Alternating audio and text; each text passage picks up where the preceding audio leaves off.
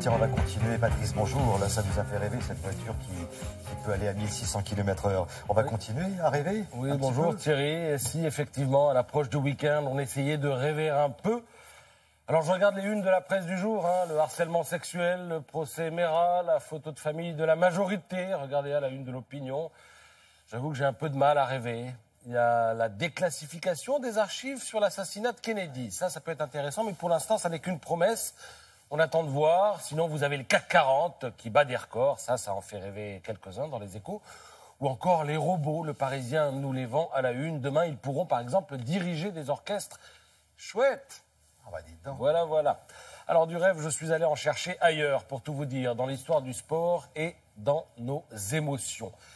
Vous vous le rappelez peut-être, il y a 4 ans était sorti un film, Rush, qui racontait l'inoubliable rivalité qui avait opposé Niki Lauda et James Hunt en 1976 lors du championnat du monde de Formule 1. Et dans les années 70, ces gars-là avaient des têtes de Beatles, leurs aspérités nous fascinaient et leur courage nous estomaquait parce que sur les circuits, voyez-vous, on flambait sa vie et le film fut une réussite. Eh bien, il se pourrait que le genre ait fait école avec l'évocation attendue de 2 totems d'un monde révolu, celui du tennis spectacle, où les passing shots avaient au moins autant d'importance que la personnalité de leurs auteurs. Vous les avez bien sûr reconnus. À gauche, John McEnroe. À droite, Björn Borg. Ils font la une de Tennis Magazine. Alors, l'opposition de caractère est bien sûr l'un des ressorts du film qui décortique le contexte de la plus grande finale de tous les temps, celle de Wimbledon en 80, dont Borg sortit vainqueur. Je vous donne quand même le score, il fait rêver.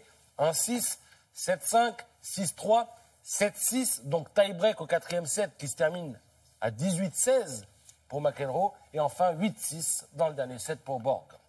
Alors d'un côté, Björn Borg, surnommé Iceborg, regard polaire, comportement de marbre. De l'autre, John McEnroe, surnommé Superbrat, comprenez sale gosse, un volcan en perpétuelle ébullition. Les 2 hommes, au fond, n'étaient pas si différents. La vérité est qu'ils se comprenaient.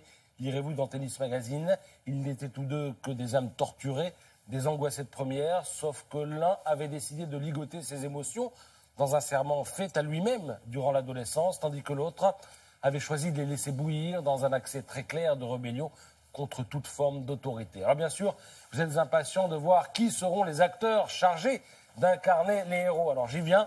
McEnroe, c'est, pardon pour la prononciation, Shia LaBeouf.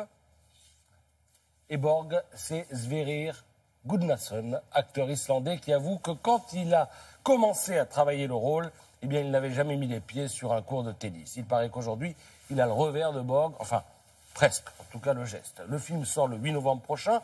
Alors on a hâte de voir si ce sera aussi réussi que pour la Formule 1. Hâte de comprendre la psychologie de ces 2 champions dont l'un avait le pouvoir miraculeux de calmer l'autre. En effet, face à Borg, l'incandescent McEnroe filait toujours doux. La violence qu'il avait en lui s'étiolait. Alors l'avis du psy dans Tennis Magazine, eh bien, ça témoigne de son désir inconscient d'identification à Borg, un rival qu'il estimait. Ses comportements primitifs étaient inhibés, ce qui trahit sa volonté de se situer sur le même terrain que lui en utilisant les mêmes armes. Il est vrai que quand il était gamin, McEnroe avait été ramasseur de balles à l'US Open et avait ainsi croisé Borg, qui lui était déjà joueur pro. Alors pour finir, la cerise sur le gâteau, la photo de Björn Borg, jeune, mais dans le film. Et qui interprète ce rôle? Eh bien, c'est Borg, fils, dans la vie, le rejeton de Borg. Voilà, c'est une patente évocation d'un des sommets de l'histoire du sport que nous propose Tennis Magazine et que je vous conseille pour rêver un peu. Merci beaucoup, merci. Vous revenez tout à l'heure, vous faire rêver peut-être avec la revue de presse culturelle cette fois-ci. Merci Patrice.